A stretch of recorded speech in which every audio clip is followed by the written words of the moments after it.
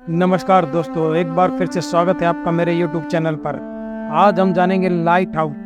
Light house क्या है, light house का इतिहास क्या है, लाइट हाउस की शुरुआत किसने की और इसका इस्तेमाल कहाँ किया जाता है। समंदर की लहरों में छिपे रहस्य, तूफानों की ताकत और दूर दूर तक फैला अज्ञात जल क्षेत्र, यह सब नाविकों के लिए हमेशा से एक चुनौती रहे हैं। लेकिन इन खतरों के बीच एक ऐसा संरक्षक है जो अंधेरी रातों में राह दिखाता है, खतरों से बचाता है और समंदर की गहराइयों में सेफ्टी की रोशनी बिखेरता है। ये संरक्षक है लाइट हाउस, वह शक्तिशाली और रहस्यमय संरचना जो सैकड़ों सालों से समंदर के किनारे पर खड़ी है।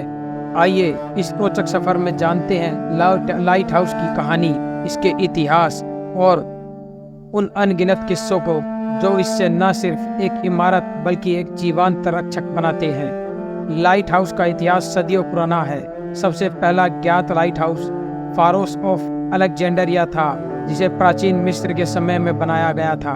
यह 7 अजूबों में से एक माना जाता था। इसकी विशालता और चमत्कारी रोशनी से आने जाने वाले जहाजों को मार्गदर्शन मिलता था और समय से लेकर आज तक लाइट हाउस ने एक लंबा सफर तय किया और तकनीक के साथ साथ इसकी संरचना और कार्य भी बदल गए।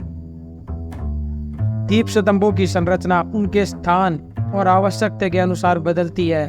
भूमि पर स्थित लाइट हाउस, या इनको हिंदी में दीप स्तंभ भी कहते हैं, दीप स्तंभों की ऊंचाई और प्रकाश उपकरण जैसे स्थान के अनुसार तय किए जाते हैं ताकि प्रकाश दूर तक दिखाई दे सके। और वह समुद्र में चट्टानों पर बने दीप स्तंभों का निर्माण में विशेष ध्यान दिया जाता है ताकि वे भीषण लहरों और तूफानों का सामना कर सके। चिनाई या कंक्रीट की संरचना, यह निर्माण चट्टानों पर की जाती है और यह सबसे स्थायित्वपूर्ण मानी जाती है। खुली इस्पात और लोहे की ढांचेदार रचना, यह उन स्थलों पर के लिए उपयुक्त है जहां नींव स्थिर नहीं होती। ढलवा लोहे की मीनार, यह वहां बनाई जाती है जहां पत्थर की लागत अधिक हो। पीपो की नींव पर खड़ी संरचना, यह संकेत बेला या रेतीली मिट्टी पर सफल होती है। अब जानते हैं इसका महत्व।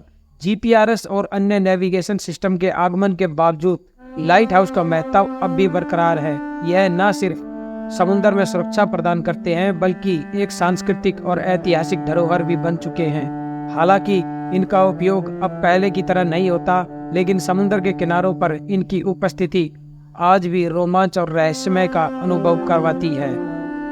लाइट हाउस का इतिहास हजारों साल पुराना है। पहला और सबसे प्रसिद्ध दीप स्तंभ मीन्स लाइट हाउस 280 ईसा पूर्व सिकंदरिया के फारोस द्वीप पर बनाया गया। हालांकि यह लाइट हाउस 13वीं शताब्दी में भूकंप से नष्ट हो गया।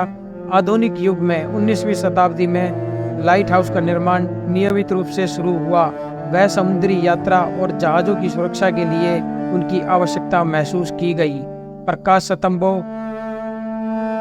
लाइट हाउस का मुख्य उद्देश्य जहाजों को खतरनाक चट्टानों और तटरेखाओं से बचाने के लिए मार्गदर्शन प्रदान करता था। इनसे निकलने वाली रोशनी जहाजों के लिए रात को अंधेरे और घने कोहरे में भी सुरक्षित मार्ग दिखाने का काम करती थी।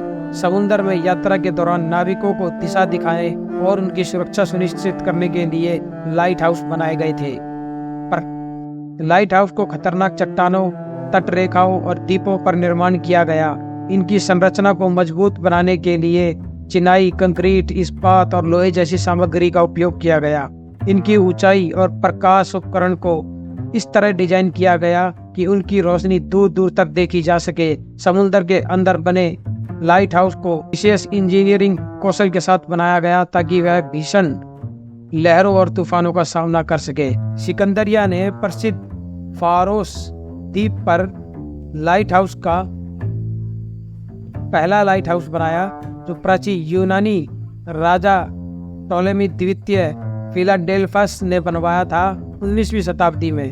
जैसे जैसे समुद्री यात्रा और व्यापार बढ़ा, विभिन्न देशों की सरकारों ने लाइट हाउस का निर्माण करवाना शुरू किया। ग्रेट ब्रिटेन, फ्रांस और संयुक्त राज्य अमेरिका जैसे देशों ने अपने समुद्री तटों पर बड़ी संख्या में लाइट हाउस बनवाए और उनकी देखरेख के लिए विशेष सरकारी संस्थान स्थापित किए। लाइट हाउस, जिनकी रोशनी सैकड़ों सालों से समुद्र की राह दिखा रही है, सिर्फ एक संरचना नहीं, यह हमारे इतिहास, संस्कृति और साहस की जीती जागती मिसाल है। चाहे मौसम कैसा भी हो, ये अड़िग खड़े रहते हैं और इनकी रोशनी नाविकों के लिए आशा की किरण बनकर चमकती है। तो अगली बार आप किसी भी लाइट हाउस को देखें तो उसकी अड़िगता और उसकी चमकती रोशनी को महसूस करें और याद रखें कि यह समुद्र के सच्चे प्रहरी हैं जो हमेशा अपने कर्तव्य पर तैनात रहते हैं।